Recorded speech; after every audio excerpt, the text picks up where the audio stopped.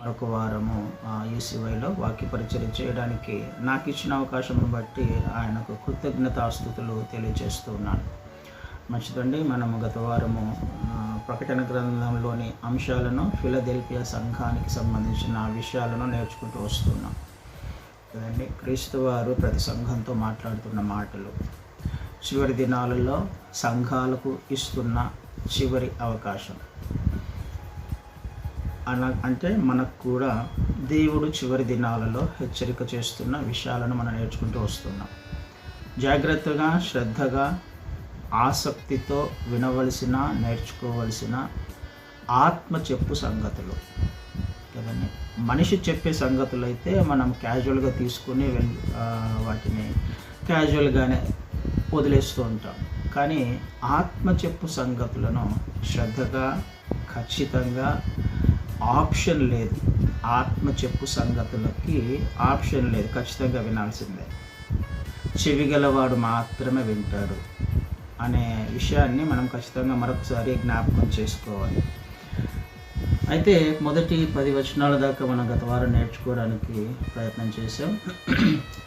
9 వచనాలు నేర్చుకున్నాం. 10వ వచనం నుంచి, నీవు నా ఓర్పు విషయమైన వాక్యమును గైకొంటివి కనుక భూనివాసులను శోధించుటకు లోకమంతటి మీదకి రాబో శోధన కాలంలో నిన్ను కాపాడను.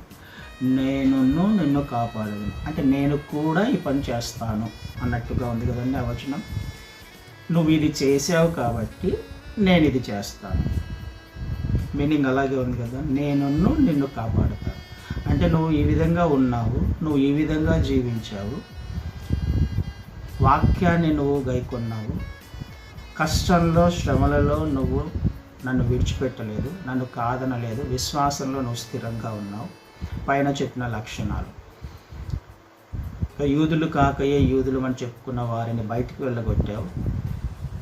నీ శక్తి కొంచెమైనా కానీ నువ్వు స్థిరంగా విశ్వాసంలో ఉన్నావు, నన్ను కాదనలేదు నువ్వు. అంటే ఫిలదెల్ఫియాకున్న లక్షణాలను బట్టి క్రీస్తు వారిస్తున్న ఒక అద్భుతమైన వాగ్దానం, సంఘానికి ఉన్న లక్షణాలను బట్టి క్రీస్తు వారిస్తున్న అద్భుతమైన వాగ్దానం. ఇదే వాగ్దానము కేవలము ఫిలదెల్ఫియా సంఘానికి మాత్రమే కాదు. ఫిలదెల్ఫియా సంఘానికి ఉన్న లక్షణాలు ఏ సంఘానికి ఉన్నా, ఏ విశ్వాసులకు ఉన్నా, ఏ గుంపుకు ఉన్నా ఈ వాగ్దానము వర్తిస్తుంది. ఒకవేళ మనము ఈ సంఘానికి ఉన్న లక్షణాలను కలిగి ఉన్నట్లయితే దేవుడు ఈరోజు మనతో మాట్లాడుతున్న మాట, ఆత్మదేవుడు చెప్పే సంగతులను మనము ఒకవేళ రిసీవ్ చేసుకోగలిగితే, ఈరోజు దేవుడు మనతో మాట్లాడుతున్న మాట ఏమని మాట్లాడుతున్నాడు? లోకమంతటి మీదకి రాబో శోధన కాలము. లోకమంతటి మీదకి ఏ ఒక్కరూ ఎగ్జెప్షన్ కాదు, ఏ దేశము ఎగ్జెప్షన్ కాదు, ఏ జాతి, ఏ మనిషి ఎగ్జెప్షన్ కాదు. భూమి మీద ఆన్ ద ఎర్త్ అని ఇంగ్లీష్లో చూస్తాం, అవర్ ఆఫ్ ట్రయల్ అనే మాట చూస్తాం ఇంగ్లీష్లో. భూమి మీద అంతటికి ఈ కొన మొదలుకొని ఆ కొన వరకు ఒక సమయం రాబోతుంది అన్న విషయము మనకు అర్థమవుతుంది కదండి. ఒక కాలం రాబోతుంది. ఆ సమయంలో ఎవరు, ఏ మనిషి ఎక్కడ ఉన్నా దానిని తప్పించుకునే అవకాశం లేదు. నువ్వైనా నేనైనా ఒకవేళ మనము బ్రతికి ఉన్నట్లయితే ఆ సమయంలో మనమందరం కూడా ఖచ్చితంగా ఫేస్ చేయవలసిన ఒక సమయం, అవర్ ఆఫ్ ట్రయల్. ట్రయల్ అంటే విశ్వాసానికి పరీక్ష అని ఇంగ్లీష్లో ఉంటుంది. మనం కలిగి ఉన్న విశ్వాసానికి ఒక పరీక్ష రాబోతుంది ఒక సమయంలో అందరికీ.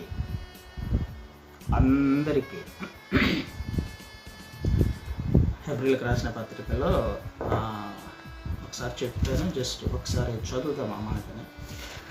హెబ్రీలకు రాసిన పత్రిక 12వ అధ్యాయంలో 26వ వచనాన్ని చదువుతాను. 12:26లో, అప్పుడు ఆయన శబ్దము భూమిని చెలింపచేసెను, కానీ ఇప్పుడు నేను ఇంకొకసారి భూమిని మాత్రమే కాక ఆకాశమును కూడా కంపింపచేతును అని మాట ఇచ్చి ఉన్నాడు. ఇంకొకసారి అన్నమాట, చెల్లింప చేయబడినవి నిలకడగా ఉండు నిమిత్తము అవి సృష్టించబడినవి అన్నట్టు చెల్లింప చేయబడినవి బొత్తిగా తీసివేయబడునని అర్థమిచ్చుచున్నది కదా. ఎందుకు ఆ అవర్ని ఆయన తీసుకురాబోతున్నాడు? ఒక సమయం రాబోతుంది. ఆ సమయము ఎందుకు వస్తుంది? ప్రతి ఒక్కరికి ఎందుకు వస్తుంది? హెబ్రీలకు రాసిన పత్రికలో ఒకవేళ ఆ విషయాన్ని గమనిస్తే, భూమిని ఆకాశాన్ని మరొకసారి ఆయన చెల్లింపజేయబోతున్నాడు. ఎందుకు చెల్లింపజేయబోతున్నాడు? ఎందుకు ఈ సమయం వస్తుంది? ఎందుకు ఈ కష్టకాలం? ఎందుకు ఈ శ్రమలు వస్తాయి? ఎందుకు ఈ బాధలు వస్తాయి అని అంటే, విశ్వాసములో ఉన్నవాడు, అంటే చెల్లింప చేయబడని వారు ఎవరైతే ఉన్నారో వారు స్థిరంగా ఉండడానికి. చెల్లింప చేయబడినవి విశ్వాసము నామకార్థంగా జీవిస్తూ ఉంటాం కదా, అటు ఇటు పర్వాలేదు అని అనుకుంటూ, మనకు తెలిసిన విశ్వాసాన్ని, మనకు తెలిసిన లేఖనాలను మనకు అనుగుణంగా మార్చుకుంటూ మన ఇష్ట ప్రకారము విశ్వాసంలో జీవిస్తూ, నేను విశ్వాసిని, పర్వాలేదు నా ఆత్మీయత అని అనుకుంటూ ఉంటారు కదా. వాళ్ళందరూ ఏమైపోతారు అని అంటే, చెల్లింప చేయబడినవి పడిపోతారు. చెల్లింప చేయబడినవి బొత్తిగా ఏమంటున్నాడు అక్కడ? బొత్తిగా తీసివేయబడునని అర్థం ఇచ్చున్నాడు. అవర్ ఆఫ్ ట్రయల్లో నువ్వు నేను మనము ఎంతవరకు విశ్వాసంలో ఉన్నాము? నిజమైన విశ్వాసమేనా మనది? కష్టకాలంలో, శ్రమలలో నిజంగానే దేవుణ్ణి విడిచిపెట్టని స్థితిలో, విడిచిపెట్టని విశ్వాసం ఉందా మనకి అనే పరీక్ష అందరము ఫేస్ చేయబోతున్నాం. ఎవరు ఎగ్జంప్షన్ కాదు దానికి. అయితే దేవుడిస్తున్న అద్భుతమైన ఈ సమయం వస్తుంది అని ఆయన చెప్తూ ఫిలదెల్ఫియా సంఘానికి ఒక వాగ్దానం చేస్తున్నాడు. ఈ సమయం అనేది ఖచ్చితంగా ఈ లోకం మీదకి రాబోతుంది, అందరూ చేయాల్సిన పని ఇది. అయితే కదా కండిషన్, నువ్వు అలా చేసావు కాబట్టి, ఎంత అద్భుతమైన మాట కదండి. కనుక నీవు నా ఓర్పు విషయమైన వాక్యమును కైకొంటివి కనుక అంటే ఇలా నువ్వు చేసావు కాబట్టి, నువ్వు ఈ విశ్వాసంలో ఉన్నావు కాబట్టి, నువ్వు నన్ను కాదనలేదు కాబట్టి, నువ్వు చెల్లింప చేయబడని విశ్వాసం, అన్షేకబుల్ ఫెయిత్ నీకు ఉంది కాబట్టి, నువ్వు ఫేస్ చేసావు ఆ ప్రాబ్లమ్ని, ఆ సమస్యని, నువ్వు నన్ను విడిచిపెట్టకుండా ఫేస్ చేసావు కాబట్టి నేను నిన్ను తప్పిస్తాను. అదే ఎంత అద్భుతమైన వాగ్దానం దేవుడు చేస్తున్నాడు. శోధన కాలములో నేను నిన్ను కాపాడతాను. ఈ సమయంలో, ఈ పరీక్షలో నువ్వు నేను మనము తప్పించబడాలి, లేకపోతే జయించాలి, స్థిరంగా ఉండాలి అని అంటే మనం చేయాల్సిన పని, ఫిలదెల్ఫియా సంఘానికి ఉన్న లక్షణాలు ఒకవేళ మనలో ఉన్నాయా లేదా ఒకసారి పరీక్షించుకోవడానికి దేవుడు మరొక అవకాశాన్ని మనకిస్తున్నాడు. ముందుగానే చెప్తూ ఉన్నాడు ఆయన. అన్ని విషయాలను కూడా, జరగబోయే సంగతులను అన్నిటిని కూడా ముందుగానే చెప్తూ ఉన్నాడు ఆయన. అంటే ట్రయల్, అవర్ ఆఫ్ ట్రయల్ అంటే అర్థం ఏంటంటే, ఒక సీక్వెన్స్గా ఈ ట్రయల్స్ అనేది ఒక పద్ధతి ప్రకారం, ఒక సీక్వెన్స్ ప్రకారం, దేవుని చిత్త ప్రకారం ఇవన్నీ కూడా వస్తాయి అని అర్థం. ఆయన ఏ ఉద్దేశ ప్రకారం అయితే ఈ పరిస్థితులను తీసుకొని వస్తున్నాడో అవన్నీ కూడా జరగవలసి ఉన్నది. లేఖనాలలో సున్నా అయినా పొల్లు అయినా తప్పిపోకుండా అన్నీ కూడా జరగవలసి ఉన్నవి. దానిని దేవుని కనికరం చొప్పున ఆయన మనకు మరొకసారి ముందుగానే జ్ఞాపకం చేస్తూ ఉన్నాడు. ఆ సమయం రాబోతుంది. మరి ఆ సమయం వస్తున్నప్పుడు నువ్వు తప్పించబడాలి అని అంటే నీకున్న విశ్వాసాన్ని నువ్వు పరీక్షించుకో. ఈరోజు ఎంతవరకు నువ్వు ఆయన నామమును కాదనని స్థితిలో ఉన్నావు? సమస్య వచ్చినప్పుడు నిలవబడగలిగే స్థితిలో ఉన్నావు? యథార్థతను కాపాడుకుంటూ నీ పరిశుద్ధమైన జీవితం జీవించడానికి ప్రయత్నం చేస్తూ ఉన్నావు కదండి. ఇది నువ్వు నేను మనము పరీక్షించుకోవాల్సిన అవసరము ఖచ్చితంగా ఉంది. ఖచ్చితంగా మనం ఎక్స్పెక్ట్ చేయాలి. ప్రతి సమస్యలు రాబోతున్నాయి, ఎవరము తప్పించుకోవడానికి వీల్లేదు. పరీక్ష రాబోతుంది కదండి. నువ్వు చదువుతున్నావు అని అంటే పరీక్ష రాయకుండా చదవలేవు కదా. ఎగ్జామ్ రాయకుండా నువ్వు నెక్స్ట్ ఇయర్లోకి ప్రమోట్ కాలేవు కదా. అలాగే నువ్వు నెక్స్ట్ ప్రమోషన్లోకి వెళ్ళాలి. దేవుడి చిత్త ప్రకారం నువ్వు ఆయనతో పాటుగా యుగయుగములు జీవించాలి నిత్యత్వంలో అని అనుకుంటే నువ్వు రాయబోయే ఫైనల్ ఎగ్జామ్ ఒకటి రాబోతుంది. ఆ ఎగ్జామ్ను నువ్వు ఫేస్ చేయాల్సిందే, తప్పించుకోవడానికి వీల్లేదు. అది మనం నేర్చుకోవడానికి ప్రయత్నం చేస్తున్నాం. స్థిరంగా ఉండడానికి మన విశ్వాసంలో స్థిరంగా ఉండడానికి, ఒకవేళ నేను అటు ఇటు ఒకవేళ ఉన్నానేమో, నువ్వు అటు ఇటు ఉన్నావేమో, ఎటు ఉండాలో నిర్ణయం తీసుకోవాల్సిన సమయము అని అర్థం. 2 తలంపులతో ఉన్నట్లయితే ఎంతకాలము 2 తలంపులతో ఉంటావు. అది కావాలి ఇది కావాలి అని అంటే ఆయన ఒప్పుకోను అని అంటున్నాడు, కుదరదు అని అంటున్నాడు. చెల్లింప చేయబడినవి మొత్తిగా తుడిచిపెట్టబడతాయి. ఒకవేళ అలాంటి స్థితిలో మనం ఉన్నట్లయితే భయంకరమైన పరిస్థితులలోకి వెళ్ళాల్సి వస్తుంది. ఆయన మనల్ని తప్పించలేడు. మనం చూసాం కదా ఇంతకుముందు ఆ ట్రిబులేషన్స్ అనే విషయాలను చూసాం. దానియేలు గ్రంథాన్ని మనం నేర్చుకుంటున్నప్పుడు ఆ పరిస్థితులు ఎప్పుడు ఏం జరుగుతాయి అనే విషయాన్ని మనం నేర్చుకోవడానికి ప్రయత్నం చేశాం. ఆ భయంకరమైన స్థితిలోకి మనం వెళ్ళకూడదు అనే ఆయన ముందుగానే మనల్ని హెచ్చరిస్తూ ఉన్నాడు. ఆలోచన చేయడానికి ప్రయత్నం చేద్దాం. ఆ విశ్వాసము ఆయన షేక్ చేయబోతున్నప్పుడు చెలించని విశ్వాసం నాకుందా? స్థిరమైన విశ్వాసం నాకుందా? ఆయన కొరకు నిలబడగలనా? ఆయనను కాదనని స్థితిలో నేను ఉండగలనా? ఒకసారి పరీక్ష చేసుకుందాం ఈ ఉదయకాల సమయంలో కదండి. కానీ ఫేస్ చేయాల్సిందే ఖచ్చితంగా. మనము ఒక సమస్య అనేది నీ జీవితంలో రాబోతుంది, నా జీవితంలో రాబోతుంది. ఒక అవర్ అనేది నీ జీవితంలో రాబోతుంది. దానిని ఫేస్ చేయడానికి సిద్ధంగా ఉండాలి. ఆ సమయంలో దేవుడు మాట్లాడుతున్నా, నేను తప్పిస్తాను నిన్ను అంటే, ఉదాహరణకి అర్థమవడానికి షడ్రక మెషక అబేద్నెగోలు 7 అంతలుగా మంట రేపినప్పుడు, అగ్నిగుండాన్ని వేసినప్పుడు అందులోనే వెళ్ళారు కదా వాళ్ళు. అగ్నిగుండంలో వెళ్ళారు, సమస్యల గుండా వెళ్ళారు. భయంకరమైన కదా మంటలో వెళ్ళడం అనేది మనకు చూస్తుండగానే, బ్రతికి ఉండగానే వాళ్ళని అందులో వేయడము. అందులోనే వెళ్ళినప్పుడు కనీసము ఆ వాసన కూడా వాళ్ళకు తగలేదు, కానీ ఒక వెంట్రుక కాలిపోలేదు.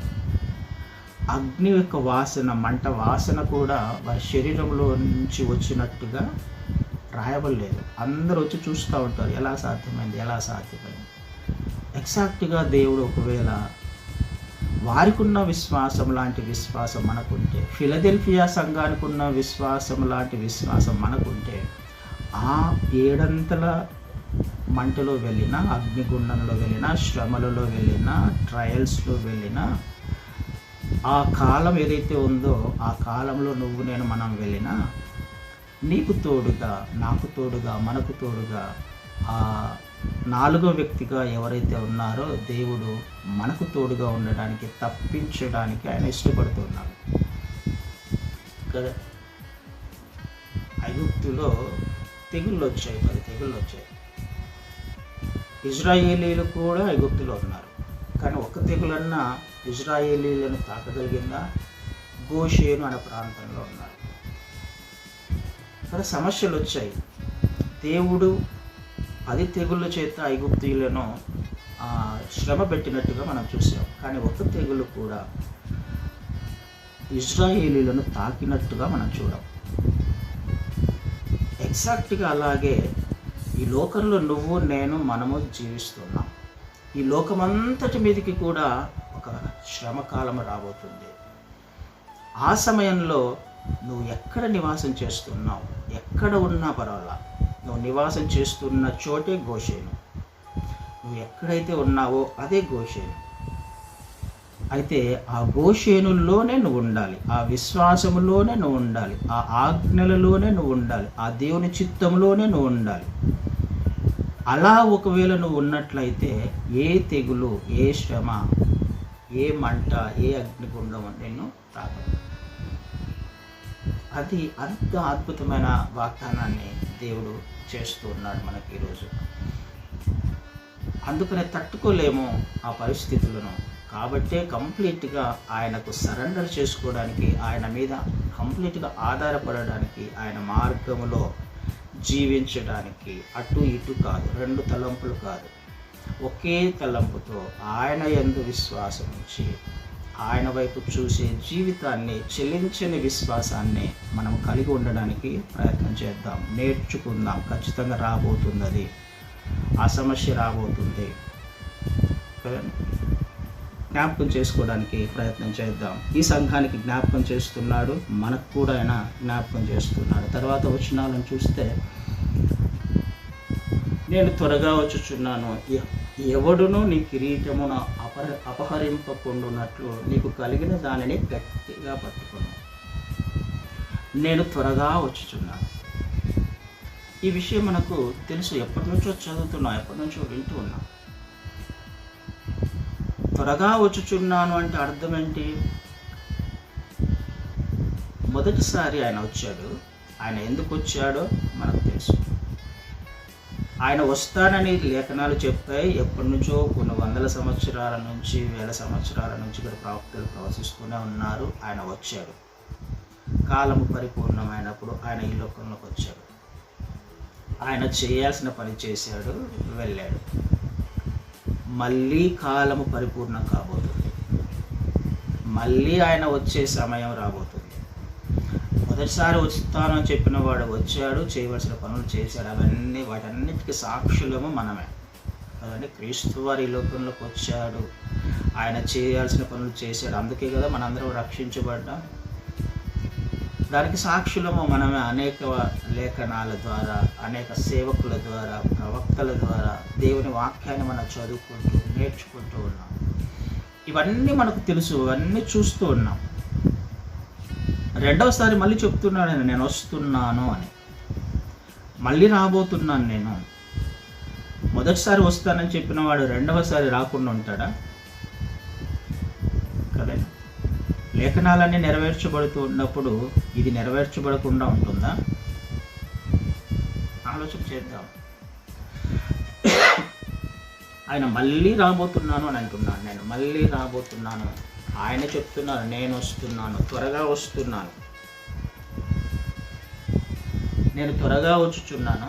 ఎవడును నీ కిరీటమును అపహరింపకూడనట్లు నీకు కలిగిన దానిని గట్టిగా పట్టుకోవడం. అయితే ఎందుకు వస్తున్నాడు ఈసారి? మొదటిసారి వచ్చినప్పుడు ఎందుకు వచ్చాడో మనకు తెలుసు. రెండోసారి వస్తున్నాడు అని అంటే ఎందుకు వస్తున్నాడో కూడా తెలియాలి, తెలుసుకోవాల్సిన అవసరం ఖచ్చితంగా ఉంది నీకు, నాకు, మనకు. రెండోసారి వస్తున్నాడు అంటే ఎందుకు వస్తున్నాడు ఆయన? మొదటిసారి ఎందుకు వచ్చాడు? రక్షణ కార్యం చేశాడు, వెళ్ళాడు. రెండోసారి కూడా వస్తున్నాడు. ఎందుకు వస్తున్నాడు? ఇక్కడే రాయబడింది ఎందుకు వస్తున్నాడు ఆయన అంటే, ఎవడును నీ కిరీటమును అపహరింపకుండునట్టు నీకు కలిగిన దానిని గట్టిగా పట్టుకోను. అంటే ఈ ఫిలదెల్ఫియా సంఘం చేసింది ఏంటి? ఫిలదెల్ఫియా సంఘానికి ఉన్న అద్భుతమైన లక్షణాన్ని, లేకపోతే క్రీస్తు వారు ఒక సాక్ష్యాన్ని కూడా ఇస్తున్నారు అక్కడ కదా. ఫిలదెల్ఫియా సంఘము కిరీటాన్ని సంపాదించుకుంది ఆల్రెడీ కదా. ఎవరి కోసం వస్తున్నాడు అయినా అంటే, ఎవరైతే కిరీటాన్ని సంపాదించుకున్నారో ఆ సంపాదించుకున్న వారిని తీసుకెళ్ళడానికి వస్తున్నారు కదండి. అర్థమవుతుందా అదే ఆ మాట అందులో? నీ కిరీటమును అపహరింపకుండా అంటే అర్థం ఏంటి?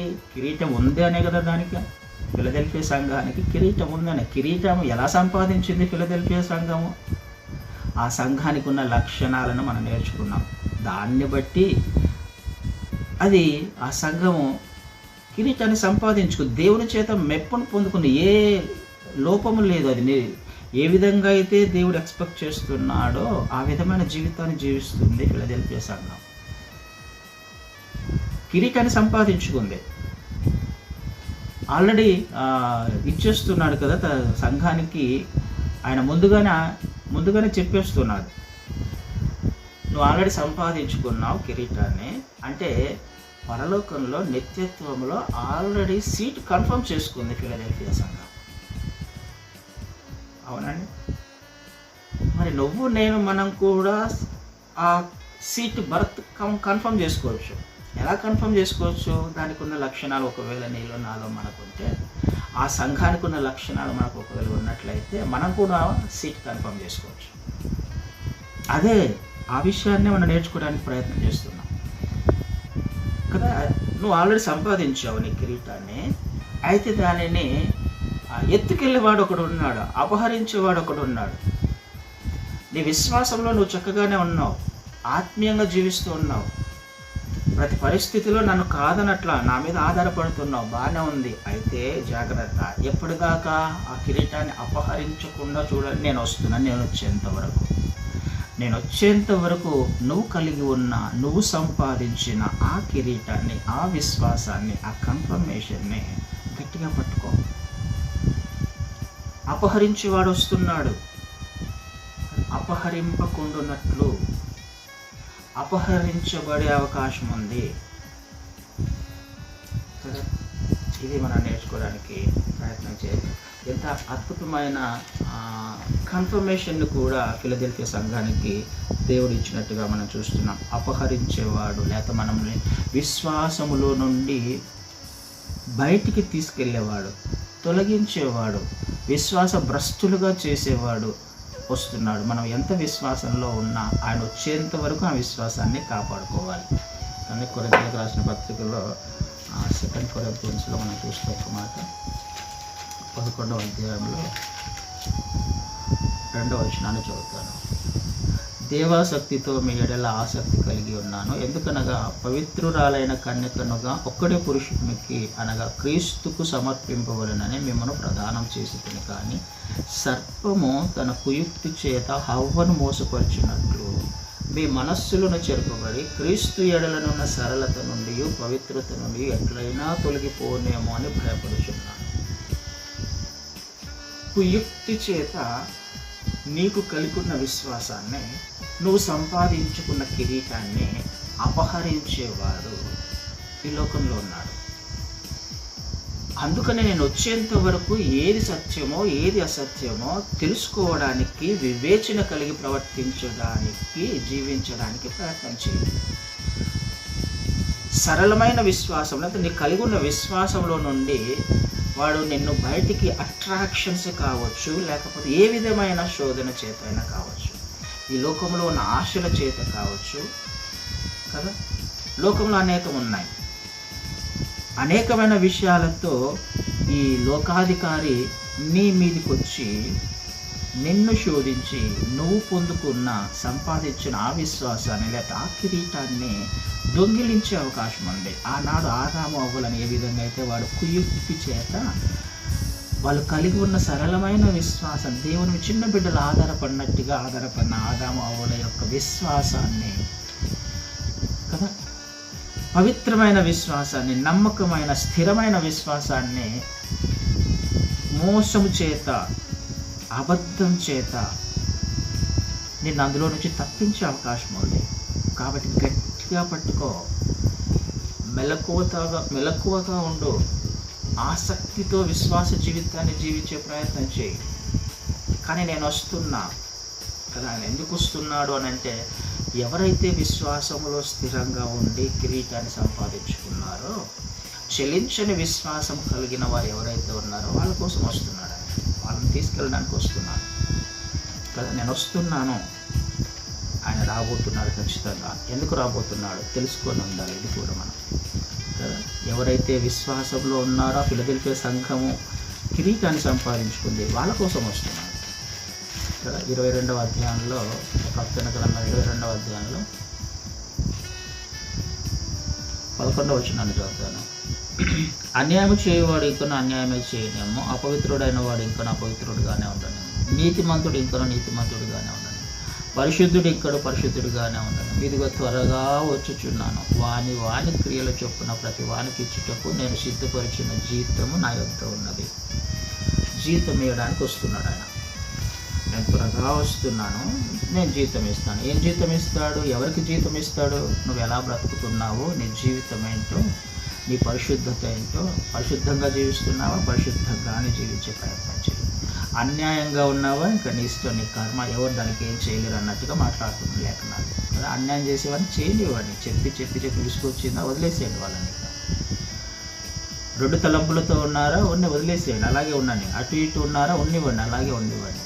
చెప్పారు కదా, లేఖనాలు మాట్లాడాయి కదా, దేవుని వాక్యం సెలవు ఇచ్చింది కదా, అయిపోయి వదిలేసేయండి ఇక అన్నట్టుగా మాట్లాడుతున్నారు చివరిలో.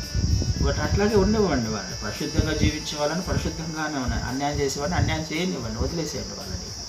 నేను త్వరగా వస్తున్నా, నా దగ్గర జీతం ఉంది. అన్యాయం చేసేవాడికి తగినట్టుగా జీతం ఉంది, పరిశుద్ధంగా జీవించేవాడికి తగినట్టుగా జీతం ఉంది. ఎవరికి ఏ విధమైన జీతం ఇవ్వాలో నాకు తెలుసు. ఇక వాళ్ళ గురించి ఆలోచించొద్దు, కానీ నీవు కలిగి ఉన్న దాన్ని మాత్రం గట్టిగా పట్టుకో. ఏ విశ్వాసంలో అయితే నువ్వు స్థిరంగా ఉన్నావో ఆ విశ్వాసాన్ని నువ్వు గట్టిగా పట్టుకోవడానికి ప్రయత్నం చేయి. అందుకే వస్తున్నాడు ఆయన వస్తున్నాడు, అతి త్వరలో రాబోతున్నాడు. ఎంతవరకు నీ విశ్వాసాన్ని నువ్వు గట్టిగా పట్టుకున్నావు ఒకసారి ఆలోచన చేయడానికి ప్రయత్నం చేద్దాం. ప్రావర్బ్స్లో సామెతల గ్రంథము 4వ అధ్యాయము ఒక మాట చదివి, సామెతల గ్రంథంలో 4వ అధ్యాయము 13వ వచనంతో, ఉపదేశమును విడిచిపెట్టక దాన్ని గట్టిగా పట్టుకునము, అది నీకు జీవము కనుక దాన్ని పొంది ఉండుము. ఏదైతే విన్నావు నువ్వు క్రీస్తు వారి గురించి, ఏ బోధలైతే విన్నావు, దేనిని బట్టి నువ్వు విశ్వాసంలోకి వచ్చావో ఆ ఉపదేశ క్రమాన్ని, లేఖనాల సారాంశాన్ని నువ్వు మర్చిపోవద్దు. దానిని గట్టిగా పట్టుకు, అదే నీకు జీవాన్ని ఇస్తుంది కదా, అది నీకు జీవము కనుక అదే నిన్ను బ్రతికిస్తుంది, అదే నిన్ను నిత్యత్వానికి తీసుకువెళ్తుంది. ఏ విశ్వాసంలో ఉన్నావో, దేనిని బట్టి నువ్వు విశ్వాసంలోకి వచ్చావో, ఏ బోధన బట్టి వచ్చావో, ఏం క్రీస్తు వారు నీతో మాట్లాడారో, ఏ ఎన్కౌంటర్ నీకు జరిగిందో, ఎలా వచ్చావో నువ్వు ఈ విశ్వాసంలోకి, దానిని మొదటగా గట్టిగా పట్టుకోవడానికి ప్రయత్నం చేయి. నువ్వు కలిగి నా మొదటి ప్రేమను మర్చిపోమాక. నువ్వు మొదటి దినాలలో ఏ విధంగా అయితే జీవించడానికి ప్రయత్నం చేశావో దాని నుంచి తప్పిపోయి ఒకవేళ నువ్వు కలిగి ఉన్న విశ్వాసాన్ని విడిచిపెట్టేసావేమో, కానీ ఆయన రాబోతున్నాడు, దానికి తగినట్టుగా కూడా ఆయన జీతం ఇవ్వబోతున్నాడు అని ఒకవేళ నువ్వు గ్రహించినట్లయితే మొదటి దినాలలో చేసిన పని చేయడానికి ప్రయత్నం చేయి. నువ్వు విన్న ఆ ఉపదేశాన్ని, ఆ క్రమాన్ని, అదే పౌలు గారు కూడా అంటారు, ఆయన మొదటి కొరింథీయులకు రాసిన పత్రికలో ఇదే మాట్లాడతారు.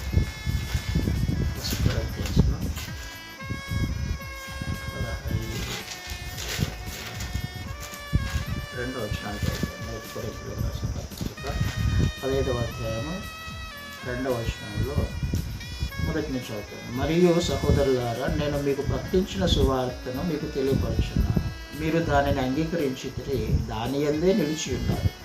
మీ విశ్వాసము వ్యర్థమైతేనే కానీ నేను ఏ ఉపదేశ రూపముగా సువార్త మీకు ప్రకటించినో ఆ ఉపదేశమును మీరు గట్టిగా పట్టుకొని ఉన్న ఆ సువార్త వలననే మీరు రక్షణ పొందువారై ఉన్నారు. ఆ సువార్త వలననే మీరు రక్షణ పొందిన వారై ఉన్నారు.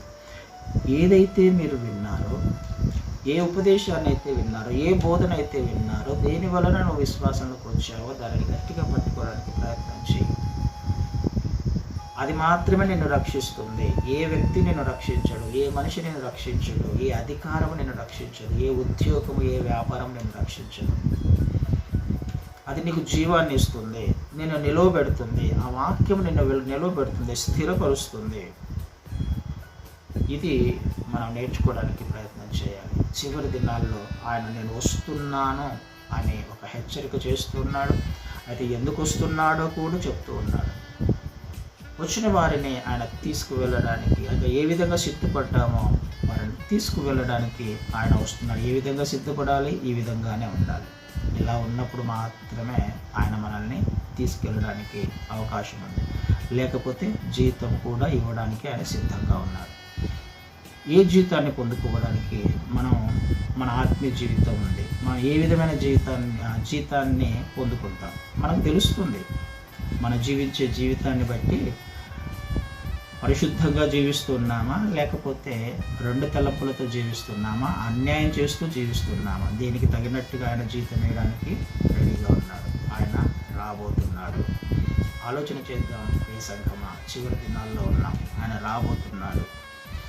ప్రతి వచ్చే కష్టాన్ని లేకపోతే ఆ ట్రయల్ని మనం ఖచ్చితంగా ఫేస్ చేయడానికి సిద్ధంగా ఉండాలి. అయితే విశ్వాసములో ఉన్నప్పుడు మాత్రమే సాధ్యమవుతుంది. అలా ఉన్నప్పుడు ఆయన నిన్ను భద్రపరుస్తాడు కదా. నేను కాపాడుతాను అంటున్నాను. నువ్వు ఇలా ఉన్నావు కాబట్టి ఆయన నిన్ను కాపాడుతాడు. అలా లేకపోతే నేను కాపాడాడని కదా అర్థం. కనుక నువ్వు ఇలా ఉన్నావు కాబట్టి నేను కూడా ఆ పరిస్థితులు వచ్చినప్పుడు నిన్ను కాపాడుతాను. అలా ఒకవేళ నువ్వు అలా లేకపోతే ఆయన వదిలేస్తాడనే కదా అర్థం. ఆ సమస్యలకు నెట్టివేస్తాడనే కదా అర్థం. ఆలోచన చేద్దాం. భయంకరమైన పరిస్థితులు రాబోతున్నాయి. కాపాడబడాలి, భద్రపరచబడాలి అని అంటే ఆ సంఘానికి ఉన్న లక్షణాలు ఏంటో నేర్చుకుంటూ జీవించే ప్రయత్నం చేద్దాం. ఆమేన్. అతి కృప దేవుడు మనందరికీ అనుగ్రహించును గాక.